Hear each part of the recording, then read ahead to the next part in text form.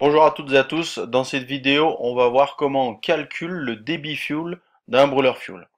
Alors il se calcule exactement de la même façon que le débit gaz d'un brûleur gaz.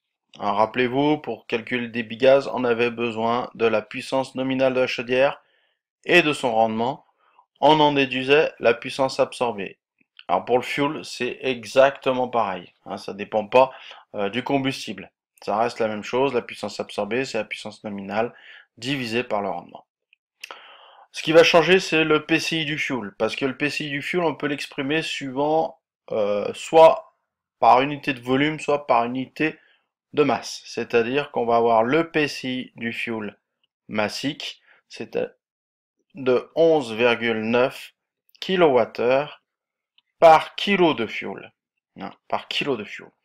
Et on a le PCI volumique du fuel qui est de 10 kWh par litre de fuel. C'est celui qu'on utilise le plus souvent.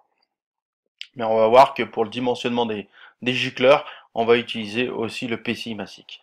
Donc ça veut dire quoi? On va obtenir deux débits volumiques, deux débits, pardon, un débit massique dans un premier temps, qui est la puissance absorbée divisée par le PCI massique, hein, et on aura un débit volumique qui sera la puissance absorbée, pardon, divisé par le PCI volumique.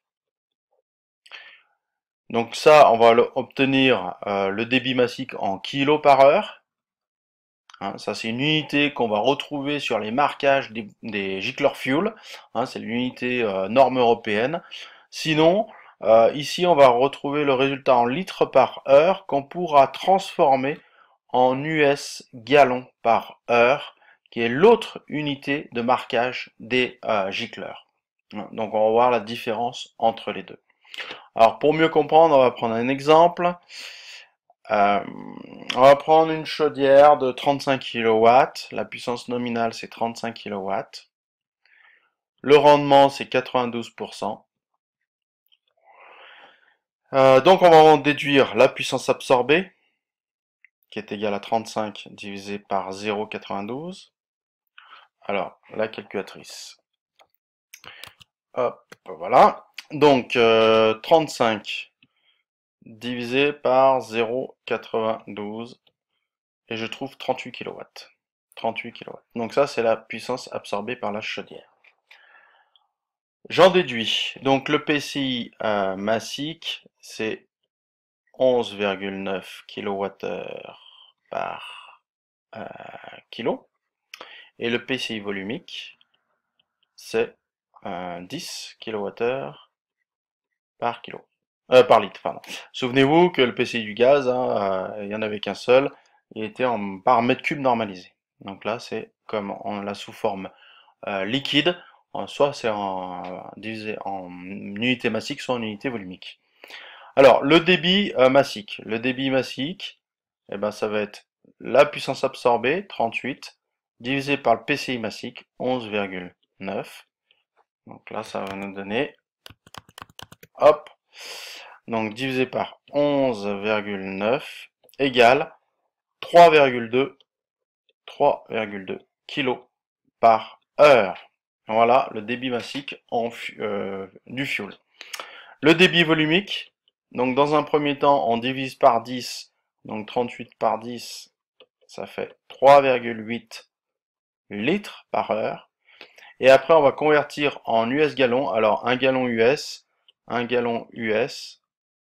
c'est égal à 3,785 litres. Donc, on va diviser ça par 3,785. Donc, 3,8 divisé par 3,785. Bon, ça fait 1 US gallon par heure. Voilà. Voilà comment on détermine rapidement le débit le débit fuel d'un brûleur fuel. Donc soit on l'exprime en kilos par heure, ça c'est la norme européenne, soit on l'exprime en US gallons par heure, donc c'est un débit volumique, c'est la norme américaine. Les deux marquages sont sur les gicleurs. Donc dans un cas, on va prendre le PCI massique, dans l'autre cas, on va prendre le PCI volumique. Voilà, comme d'habitude, si vous avez des questions par rapport à cette vidéo, n'hésitez pas. Sinon, bonne journée.